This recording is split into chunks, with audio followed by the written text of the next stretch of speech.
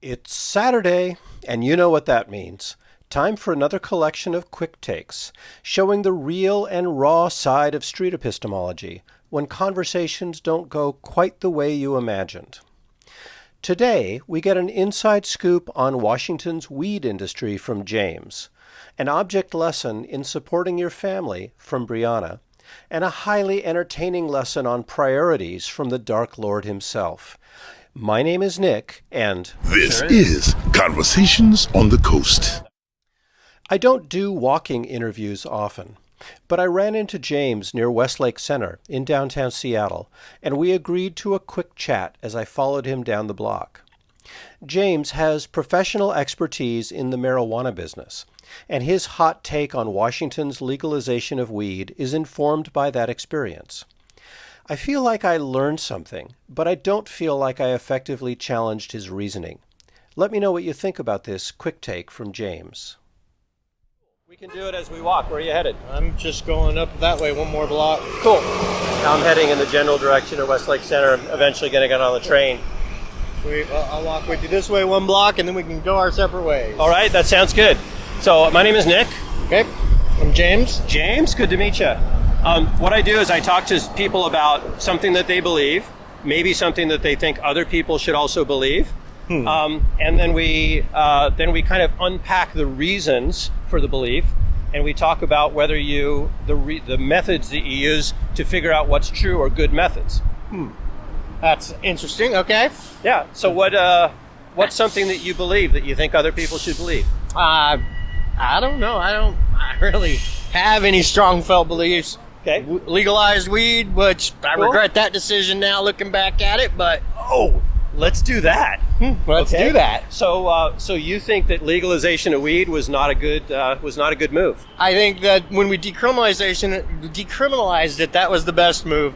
Once we legalized it, the government overtaxing it, and they have pushed the quality so low that it's not even worth it, and we can't get good quality hardly anymore because you have to compete with the frickin' state stores to bring up California weed anymore or Canadian weed anymore. Interesting. So we get pseudo okay weed at ridiculous prices when before we could get great weed at good prices. Okay. So could you think of any benefits to legalization? I mean, the benefit is obvious. We've taken a lot of the stress off the smoking criminal population. Justice center because we're taking a no priority crime away. Right.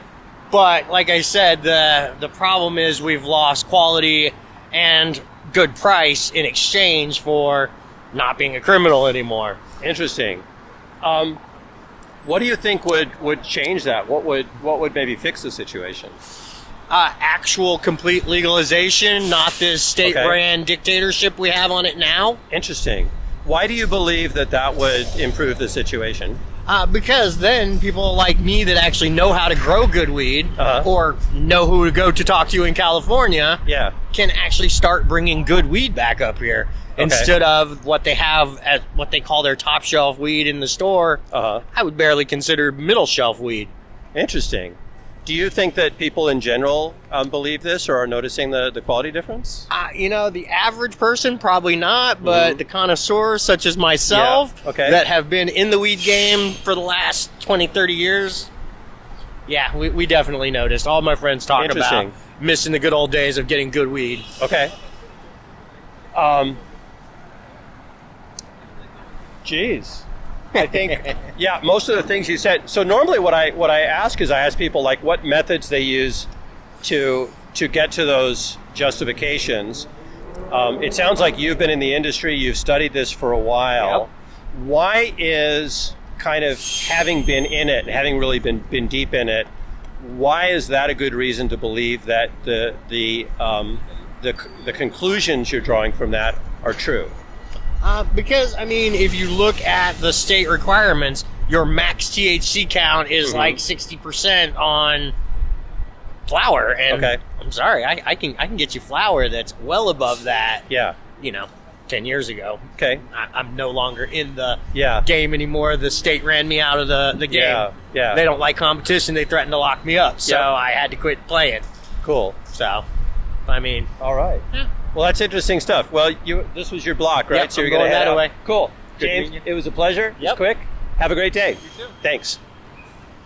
Sometimes it can be difficult to figure out what there is to talk about. This conversation with Briana and her partner took some time to get started, and by the time we figured out her claim, her family needed her attention. I like the fact that the way this quick conversation unfolded underscored her belief that family is what is important. Hey, good afternoon. How you doing? Hi. All right. Either of you interested in doing a short interview while you're out here hanging out? Sure. Awesome. Let me tell you what I do. So I have a podcast which is about critical thinking. And so I like to talk to people about something that you believe is true. And then we kind of explore together the sufficiency of your reasons that support the belief. Okay. Sound interesting? Yeah. Cool. My name is Nick. What can I call you? Briana. Briana. Good to meet you. Nice to meet you. All right. Cool. And what brings you all down to the aquarium today? We just recently moved here and our family came to visit, so just doing a bunch of activities today. Awesome. That's great. Where did you move from? Virginia. From Virginia. Nice. I have never been to Virginia. I've been to the South more in the last 6 months than I've ever been in my life, and I'm eager to explore more. Yeah. So we were in Atlanta in November, and then I was in Florida twice this year for random reasons. One was kind of for work, and one was for pleasure. Anyway, cool. So, what is something that you believe is true that's important to you? I'm not sure. I never thought about that question. Okay. What about you? You don't believe nothing is true? I mean, I feel like God is real. So you feel like God is true? Yeah. Yeah. Okay. I'm still not sure. I never thought about it. Cool. Do you want to talk about your God belief? I think you'll be good doing that. Yeah. We're kind of switching horses midstream, or if not, we can talk about like some things that are important to you, and we'll see if we can figure it out. Because that's one interesting thing is sometimes people act because of what they believe, but they don't even know what they believe. Yeah. Right? Let alone kind of why they believe it. Right? So what's something that's important? What's like the most important thing to you? Family. Family? Yeah. Cool. What about family? Just family, your loyalty, your love for family. I don't believe in turning your back on family. Nice. So you think that you should always support your family? Yes. Cool. Yeah. Are you interested in talking about that? Well, my family's already here, and I didn't know it was going to be this quick. I'm sorry. Oh, okay. So they're here, and you're going to go off. Yeah, well, we're meeting my parents. They're walking into the aquarium on that Excellent. side. I will let you go and get to that. Okay, It was well, it was a nice pleasure meeting having you. a brief chat with you. Thank you. I hope you guys have a fantastic You day. too. All right. Take care. I attended the May Day 2025 protest at Seattle's Cal Anderson Park, where I encountered Vader, who was serious about his activism and all about promoting his comedy. A journey into his own belief structure was not what he signed up for, and he made this abundantly clear. Nice. Any of you interested in doing a short interview? Sure. Cool. What's your show? So I do a podcast called Called what? Conversations on the Coast. Called- It's about critical thinking. What's it called? It's called Conversations on the Coast. Let's move into some shade, like maybe there. Sure. So I got all this shit on. Yeah, you bet. What's it called? Called Conversations on the Coast. And what is your political leanings? So it's I'm very liberal, but this is a podcast about critical thinking, and I take a completely neutral position. What I do is I talk to people about something they're convinced is true. Your neutrality is disappointing. So Don't fail me again. So the point here is for me to take a neutral view, talk about a belief that you have. What's the name of your show? Say it again. No, say it again. Let me give you my. Say it Let me again. give you I'm my gonna say it card. to the mic. Just say it again. Conversations on the Coast. Is it recording? Yeah. This Sure is Conversations on the Coast. Nice. Yeah. Anyway. So what I do is I come from a neutral perspective, and we explore together. You know, coming from a neutral Whether- perspective is a privileged position. I love it. Do you want to? Is that what you'd like to talk about today? No, I can talk about it. I'm a comedian for 20 years. I can talk about lots of anything. Awesome. But ask me a question. Anyway, my name is Nick. What can I call you? I'm Vader in Seattle. We can call you Vader in Seattle. I've been That's waiting awesome. for you for a while. Cool. Okay. So, what's something that you are convinced is true and that's important to you? What am I convinced is true? Yeah. That laughter heals. Okay. When you laugh, you use 300 muscles in your body. When you orgasm, 160. Nice. So what I'm trying to say is do it with a clown. Put the shoes back on. Where'd the nose go? I'm convinced I can do Vader or Louis Armstrong better than everybody. My first joke 20 years ago was Darth Vader as a pimp. Okay.